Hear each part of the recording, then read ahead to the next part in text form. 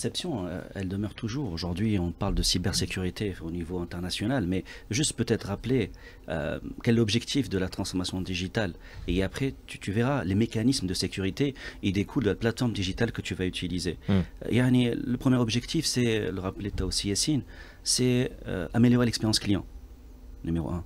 Numéro deux, accroître l'expérience. On était dans l'expérience, très bien. On va maintenant s'occuper de l'agent augmenté.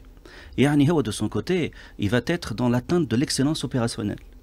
L'excellence opérationnelle, c'est le deuxième objectif de la transformation digitale, suivi par la suite, peut-être on l'abordera un peu plus tard avec l'intelligence artificielle, la partie analytics.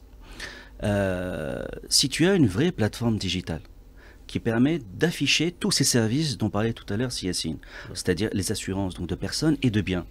Le back-office dont tu disposes derrière, lui, doit avoir ces exigences de sécurité. Et c'est vrai que la plateforme aujourd'hui les met à disposition et il y a des mécanismes de vérification de l'identité. Il y a une plateforme OCR qui permet de dématérialiser et de pouvoir aussi scanner les documents.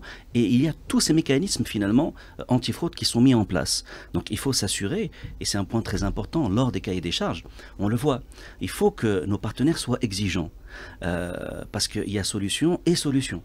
Et c'est là, à ce moment-là, où il faut, dans les exigences techniques et fonctionnelles, s'assurer que la plateforme ait bien des mécanismes de sécurité. C'est ce qu'on a mis en place à la BH Assurance.